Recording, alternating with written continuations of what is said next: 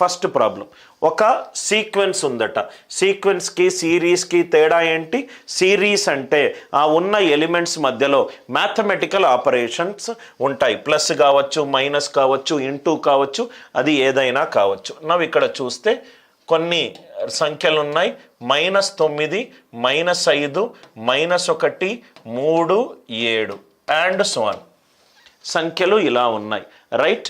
ప్రతి -9కి 4 యాడ్ చేస్తే -5 వస్తుంది, 4 యాడ్ చేస్తే -1 వస్తుంది, 4 యాడ్ చేస్తే 3 వస్తుంది, 4 యాడ్ చేస్తే 7 వస్తుంది. అంటే ప్రతి 2 వరుస సంఖ్యల మధ్యలో ఏది కామన్గా ఉంది? డిఫరెన్స్ కాన్స్టెంట్గా ఉంది. డిఫరెన్స్ డి అనే వాల్యూ సేమ్గా ఉంది, డి అనే వాల్యూ కాన్స్టెంట్గా ఉంది ఆర్ సేమ్గా ఉంది, కాన్స్టెంట్గా ఉంది, సేమ్గా ఉంది. కాన్స్టెంట్గా 2 వరుస సంఖ్యల మధ్యలో వాటి మధ్యలో ఉన్న భేదము సేమ్గా ఉంటే ఆ సిరీస్ని మనం ఏమన్నాం సార్? అరిథమెటిక్ అంక శ్రేణి అని అన్నాం. అంటే ఈ ఇచ్చిన వాల్యూలు ఏ శ్రేణిలో ఉన్నాయి? అంక శ్రేణిలో ఉన్నాయి. అంక శ్రేణిలో మనం nth టర్మ్ ఎలా కనుక్కోవాలి? ఇప్పుడు థర్డ్ టర్మ్ కనుక్కోవాలనుకోండి. ఫస్ట్ టర్మ్ నుంచి T1, T2, T3 ఎన్ని గ్యాపులు ఉన్నాయి? ఇదొక గ్యాప్, ఇదొక గ్యాప్. T1 నుంచి ఇంకా ఎక్స్ట్రా 2 గ్యాపులు వెళ్తే గ్యాప్ వాల్యూ ఎంత? 2D. నాకేమొస్తుంది? T3 వస్తుంది. అదే నేను TNకి వెళ్ళాలి, T1 నుంచి TNకి వెళ్ళాలి. ఎన్కి వెళ్ళాలి అని అంటే ఎన్ని గ్యాప్స్ ఉన్నాయి? n-1 గ్యాప్స్ ఉన్నాయి. గ్యాప్ వాల్యూ ఎంత? D. ఎక్కడి నుంచి స్టార్ట్ అవ్వాలి? T1 నుంచి స్టార్ట్ అవ్వాలి. T1 అంటే ఎంత? A. అందుకే మనకు formulae A + n-1 into D వచ్చింది. అందుకే మనకు formulae A + n-1 into D వచ్చింది. ఫస్ట్ ఇచ్చిన సంఖ్యలను చూశాను, సంఖ్యల మధ్యలో భేదాన్ని చూశాను. భేదము అన్ని 2 వరుస సంఖ్యలో భేదము సేమ్గా ఉంది. భేదము సేమ్గా ఉంది కాబట్టి దాన్ని నేను అంక శ్రేణి అని అన్నాను. క్వశ్చన్లో nth టర్మ్ అడిగాడు, nth టర్మ్ ఎలా కనుక్కుంటాను? ఫస్ట్ నేను స్టార్ట్ అయ్యే వాల్యూ ఏంటి? ఏ, అది మొదటి టర్మ్. T3కి వెళ్ళాలి అని అంటే 2 గ్యాపులు దాటాలి. ప్రతి గ్యాప్ యొక్క వాల్యూ 2D. 2Dని ఏ తోటి యాడ్ చేయాలి. T3 అయితే A + 2D వస్తుంది. అదే n వరకు వెళ్ళాలనుకోండి, మొత్తము n-1 గ్యాపులు దాటాలి. ప్రతి గ్యాప్ వాల్యూ D. అంటే n-1 into D. n-1 into D. ఎక్కడి నుంచి స్టార్ట్ అవ్వాలి? ఏ నుంచి స్టార్ట్ అవ్వాలి. కాబట్టి వాల్యూ ఏమవుతుంది? A + n-1 into D. A + n-1 into D. అందరికీ క్లియర్గా అర్థమైంది కదా sir? First question. Second question ఇది చూడండి సార్. మొదటి వాల్యూ ఇచ్చాడు, T1 వాల్యూ ఇచ్చాడు. ఎంత ఇచ్చాడు? 5 ఇచ్చాడు. ఈ క్వశ్చన్లు కూడా మీకు రైట్ చాలా హై ఫ్రీక్వెన్సీ ఎగ్జామ్లో వచ్చే క్వశ్చన్లు సార్. మళ్ళీ 6th టర్మ్ ఇచ్చాడు, 6వ టర్మ్ వాల్యూ ఇచ్చాడు. ఎంత ఇచ్చాడు? 40 ఇచ్చాడు. నాకు ఎంత వాల్యూ కావాలి? T717 వాల్యూ కావాలి. 717 వాల్యూ కావాలి. T1 ఇచ్చాడు. ఇక్కడ క్వశ్చన్లో రైట్ అరిథమెటిక్ సీక్వెన్స్ అంటే ఈ సిరీస్ అంక శ్రేణిలో ఉంది అని అతను చెప్తున్నాడు. సిరీస్ ఏమో అంక శ్రేణిలో ఉంది.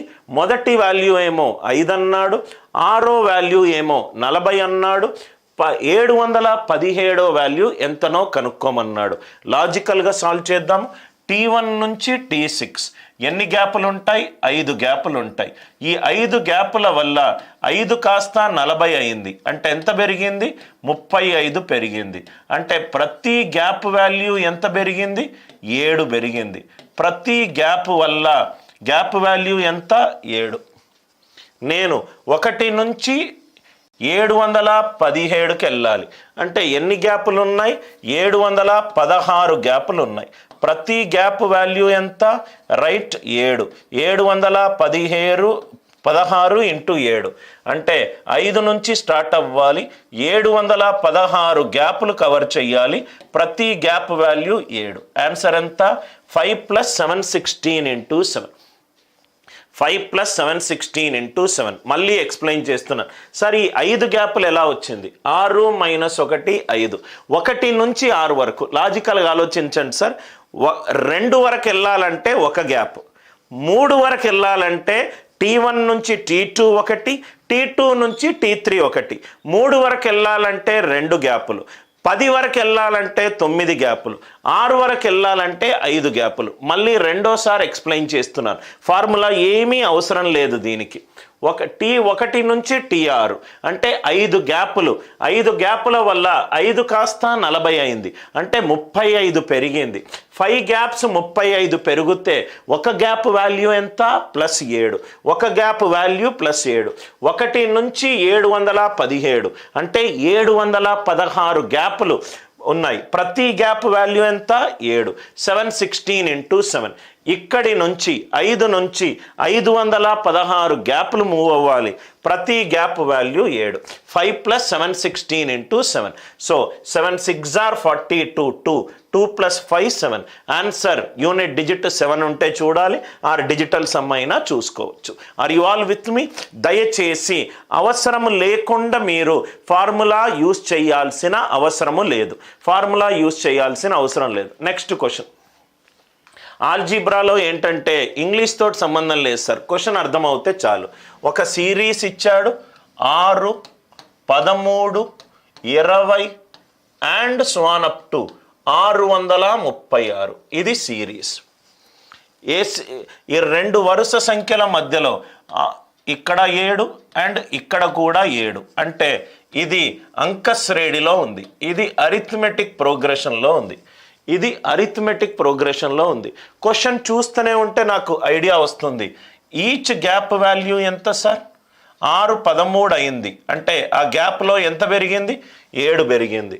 13 20 అయింది, అంటే గ్యాప్లో ఎంత పెరిగింది? 7 పెరిగింది.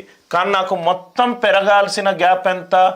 6 కాస్త 636 అయింది, అంటే మొత్తము 630 పెరగాలి. అంటే ఎన్ని గ్యాపులు దాటాలి? 90 గ్యాపులు దాటాలి.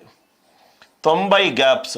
90 గ్యాప్స్ 1 నుంచి 90 గ్యాప్స్ దాటితే ఈ వాల్యూ ఎంత సార్? T91.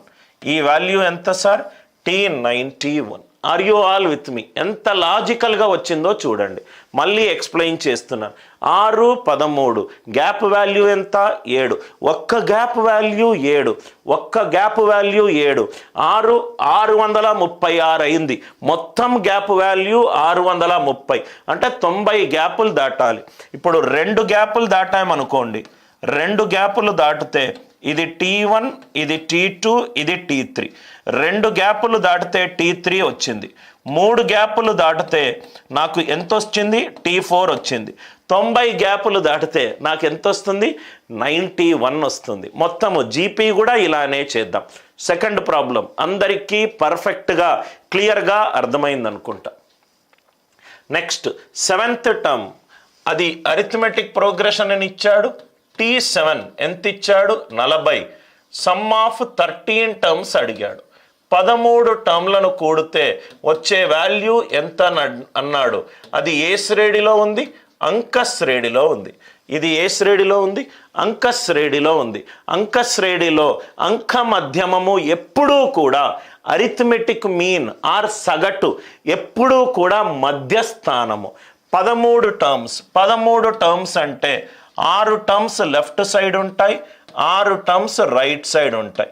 లెఫ్ట్ సైడ్ ఏమో 6 టర్మ్స్ ఉంటాయి, రైట్ సైడ్ ఏమో 6 టర్మ్స్ ఉంటాయి. అంటే మిడిల్ వాల్యూ మధ్యస్థానం ఏమవుతుంది? T7 అవుతుంది. మధ్యస్థానాన్ని మనము ఏమంటాము? అంక మధ్యమము అనొచ్చు, ఆర్ సగటు అనొచ్చు. సగటుకి డెఫినేషన్ ఏంటి? ఏవైతే వాల్యూలు ఉన్నాయో వాటన్నిటినీ కూడదాము, divided by number of quantities. Average is SN/N. ఎంత ఇచ్చాడు? మొత్తము టర్మ్స్ 13 టర్మ్స్ ఇచ్చాడు, డివైడెడ్ బై 13. ఇది అంక మధ్యమం ఎంత? 40. 40 × 13 is equivalent to S13. 13 × 40. Answer ఎంత సార్? 520. ఆన్సర్ ఎంత? 520. క్వశ్చన్ చూడంగానే మనకు లాజిక్ అర్థం అవ్వాలి.